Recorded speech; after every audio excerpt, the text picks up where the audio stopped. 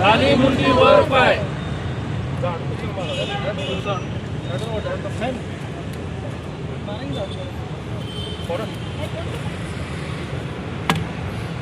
ज्या घोषणा जरा महाराज की जय. त्या भोंदू बाबाचं करायचं काय? खाली मुंडी वर पाय. त्या भोंदू बाबाचं करायचं काय? खाली मुंडी वर पाय.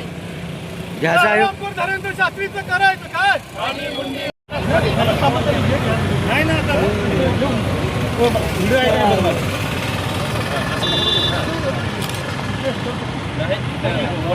धरेंद्र शास्त्रीचं करायचं काय? खाली मुंडी वर पाय. शिवद्रोही हरामखोर धरेंद्र शास्त्रीचं करायचं काय? खाली मुंडी वर पाय.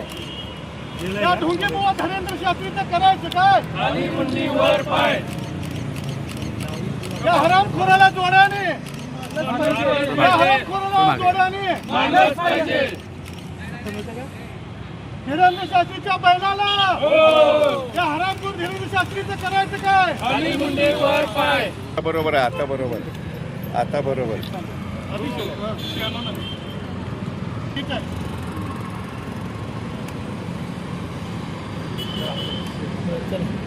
शास्त्रीचं करायचं काय? खाली मुंडी वर पाय. ढोंगी बुवा धरेंद्र शास्त्रीचं करायचं काय? खाली मुंडी वर पाय. छत्रपती शिवाजी महाराज की जय. छत्रपती शिवाजी महाराज की जय. तर देशाचे आराध्यदैवत छत्रपती शिवाजी महाराज यांच्याबद्दल बाहेरच्या राज्यातून आलेले ढोंगी साधू म्हणजे धीरेंद्र शास्त्री याने नागपूरमध्ये छत्रपती शिवाजी महाराजांवर आक्षेपार्ह विधान केलं आणि ते विधान महाराष्ट्राचे मुख्यमंत्री देवेंद्र फडणवीस गडकरी साहेब यांच्या समोर केलं तरी या महाराष्ट्रातील ज्यांनी सत्ता BJP भोगत आहे त्यांनी त्या धीरेंद्र शास्त्रीला अडवलं नाही. वास्तविक पाहता मुंबई हायकोर्टाचा निकाल आहे की छत्रपती शिवाजी महाराज आणि समर्थ रामदास यांची कधीच उभ्या आयुष्यात भेट झालेली नाही. असे असताना महाराष्ट्राच्या जनतेला खोटा इतिहास माती मारण्याचं काम काही राज्य शासनाच्या फूस लावलेले बाणगोय करत आहेत. त्याचा आम्ही संभाजी ब्रिगेडच्या वतीनं आज या ठिकाणी धीरेंद्र शास्त्री याच्या प्रतिमेला शेणाचा अभिषेक घालून त्याचा निषेध केलेला आहे. भविष्यामध्ये असे बाणगोय जर महाराष्ट्रात येऊन महाराष्ट्राची शांतता भंग करत असतील, आमच्या महापुरुषांचा अवमान करत असतील, त्यांना संभाजी ब्रिगेड भविष्यात तोंडावर शेण फेकून त्यांना वेळीच धडा शिकवला जाईल असं मी या संभाजी ब्रिगेड वतीनं जाहीर करतो. मी मिनल दास, संभाजी ब्रिगेड जिल्हाध्यक्ष.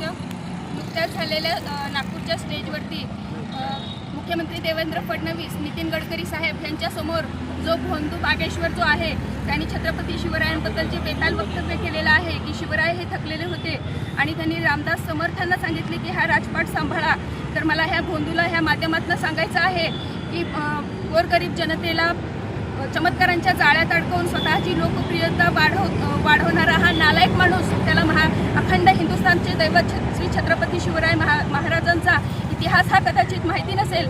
तलवारीच्या धारेवरती आणि गनिमी कावा रचून ज्यांनी संपूर्ण स्वराज्य निर्माण केलं, स्वराज्याचं रक्षण केलं, असे छत्रपती शिवरायांचा अपमान होत असताना त्या स्टेजवर महाराष्ट्राचे प्रथम नागरिक म्हणून देवेंद्र फडणवीस साहेब, गडकरी साहेब हे उपस्थित होते, परंतु त्यांनी हा अपमान खपवून घेतला. परंतु हा झालेला अपमान आम्ही सहन करून घेणार नाही. मागचे कित्येक वर्ष, कित्येक महिने झाले आम्ही पाहत आहोत की हे जे मनुवादी वृत्तीचे जे बांडगुळ आहेत, सोलापूरकर आहे, कोश्यारी आहे, कोरटकर आहेत, हे सतत छत्रपती शिवरायांचं महत्त्व कमी करण्यासाठी, त्यांच्या शौर्याचं महत्त्व कमी करण्यासाठी जी बेताल वक्तव्य करत आहेत, याला हे सरकार कुठेतरी पाठीशी घालत आहे की काय अशी आम्हाला शंका येत आहे.